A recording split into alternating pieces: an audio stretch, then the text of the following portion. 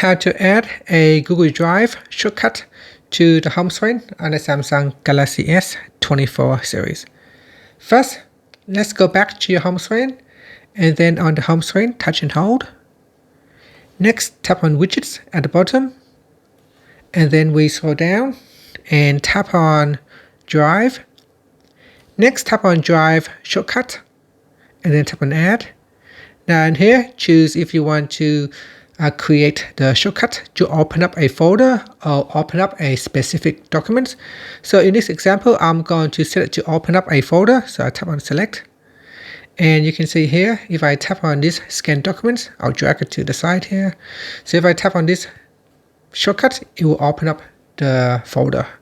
Now I can set a shortcut to open up so I'll delete that, to open up a specific document. So here, if I touch and hold, then tap on widgets, then we go down and tap on Drive.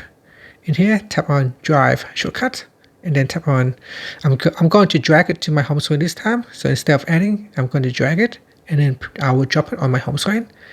In here, I'm going to navigate to my Scan Documents folder, and I'm going to select this file right here, and then tap on Select. Now this time, when I tap on this shortcut, it will open up the documents instead of open up the folder. So that is something that you can do.